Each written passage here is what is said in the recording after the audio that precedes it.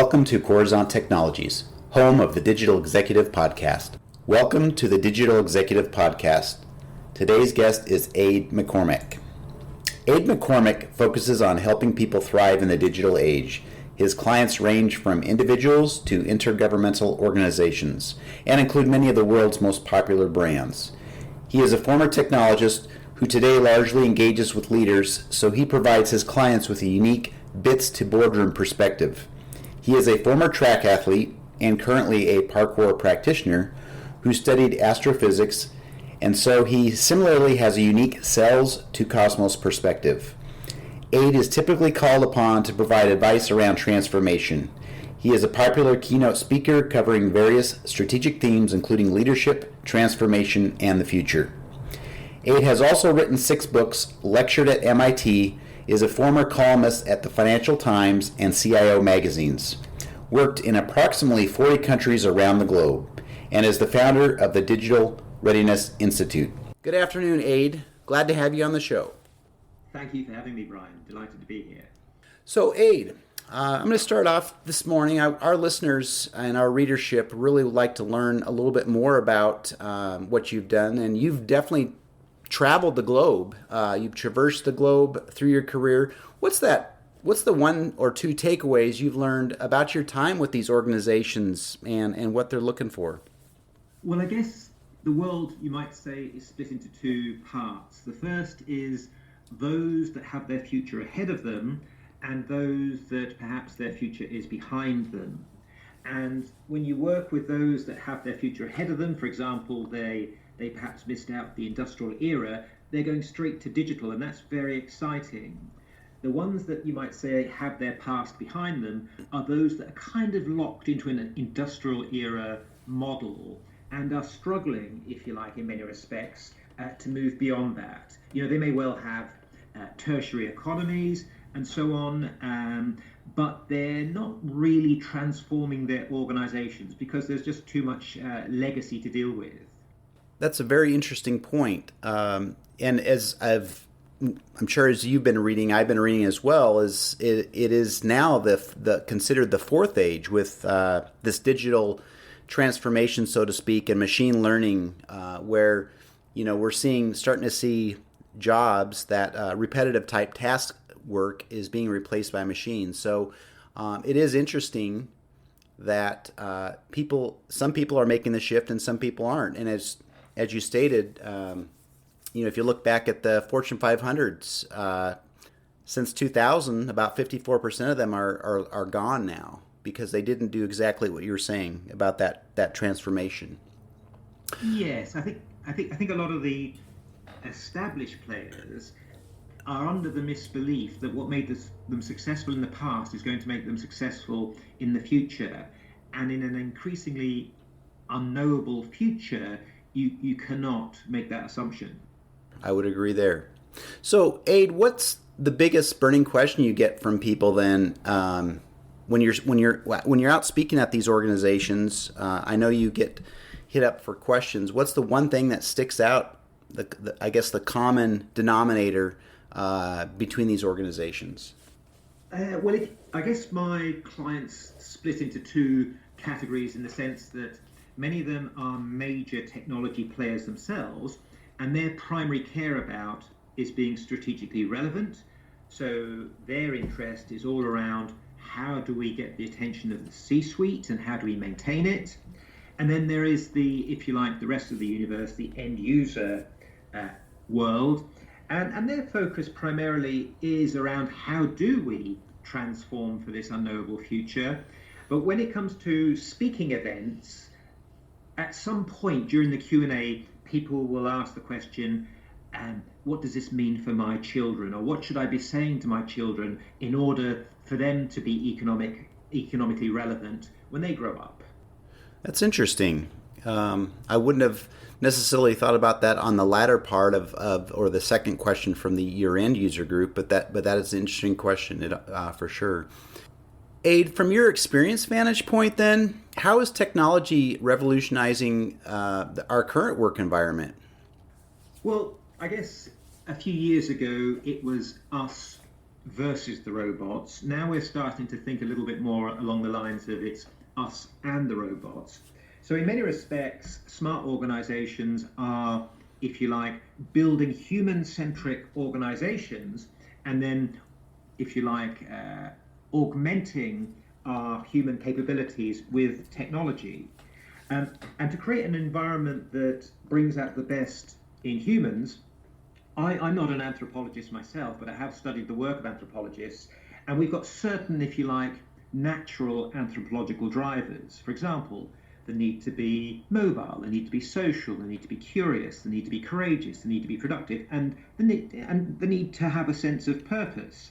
So smart organizations are building, if you like, those anthro drivers into the workplace, so that we go to work and feel fulfilled as human beings, because that's how we lived our lives up until around 300 years ago.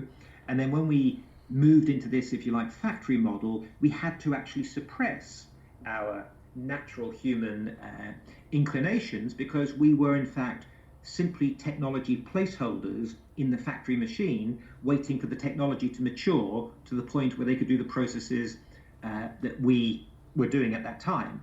And we're now at a point in time where increasingly more and more of the process work can be done by technology. So that throws up the question, what do we do with our humans? And I guess the smart organizations are harnessing the cognitive potential of their people, and they're building environments that in many respects could be regarded as a cognitive gymnasium.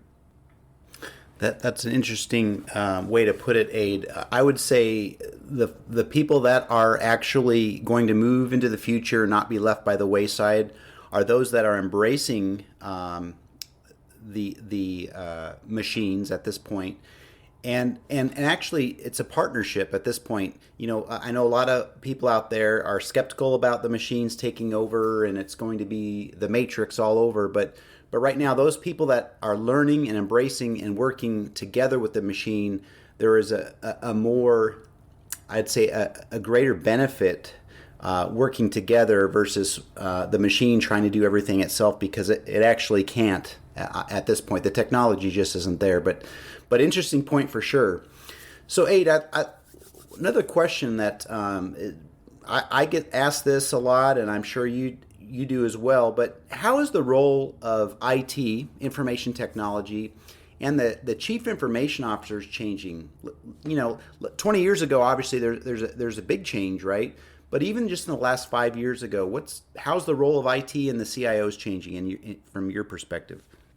Well, I guess where I'm seeing the most activity is to some extent in the CTO's role, the Chief Technology Officer's role, because organizations are starting to wake up to the fact that emerging technologies in particular can be, organizational or even sector game changers.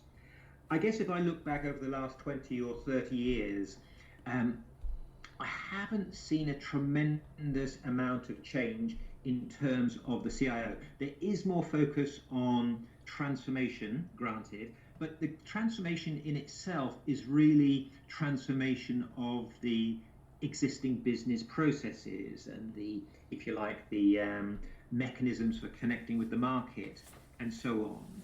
But I'm not seeing, as much as I would like, CIOs engaging in, if you like, business model disruption and turning data into value, and in essence creating data-driven organizations. For me, that's a really big opportunity for CIOs.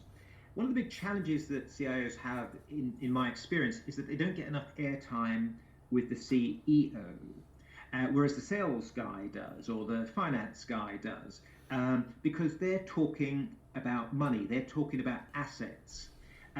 The CIO has generally not been able to have an asset-based conversation apart from around very fast depreciating assets like hardware and software. If the CIO couches the concept of data, couches data as an asset class, then with an actual financial value, then I think the CIO is more likely to get airtime with the CEO. So I think the dial has moved in a positive direction, so to speak, in terms of the CIO's relevance or strategic relevance, but in my view, there are not enough CIOs in the C-suite, and that is indicative of organizations not really getting the power of new technology and in terms of converting data into insight. I can actually share, my experience when I was a CIO and moved into the C-suite or into the boardroom. Huge difference. Prior to me arriving in that position, there was no IT representation at that level, and you could certainly see when I came into the organization how lacking the technology department was, and a lack of a overall technology strategy to support the business. So I absolutely agree. The CIO needs to be at the table and providing business to the value, providing advice, getting more airtime, as you say, to the CEO. So great point. And Ade, I'd like to just wrap up real quick. What's especially our readers are young and up and comers, right? What advice would you give emerging IT leaders? Well, I would say that technology is very important. I would say it's more important than it was 10, 15 years ago, because we do have some game-changing technologies in the market now, and they are disrupting whole markets. So do not lose your technology skills because they're very important, basically. I would focus on, let's say CIOs and aspiring CIOs are naturally very strong from an IQ perspective. I would encourage development on the emotional intelligence side. And I know I'm generalizing here, but as a former technologist, I know the problem, having had the problem. Emotional intelligence and particularly political intelligence. Understanding how the game is being played at the top table, arriving at board meetings knowing that actually the decisions have been made. So any comments you make, no matter how wise, will be kind of frowned upon. So understanding how decisions are made in the organization, using the language of the leadership when you're talking to the leadership, and using the language of technology when you're talking to your team. And we live in a world now increasingly where just having leader on your business card doesn't actually confer you with leadership. You have to genuinely engender followership. And that means inspiring your team, looking out for your team, operating as a team. And these are skills that some of us who have come up man and boy through the IT function have not really had to learn. We've relied on a kind of task-driven model where essentially your team are automatons that do what they're supposed to do, otherwise they get told off. We have to recognize that our people need to be treated as people, need to be respected as people, and have the flaws associated with people, and therefore we need to take a slightly more flexible, less Gantt chart driven approach to managing people. Thank you, Ade. That was a great conversation that we had here this afternoon, and I do appreciate your time. So thank you again, Ade, and we'll have you back on the show soon.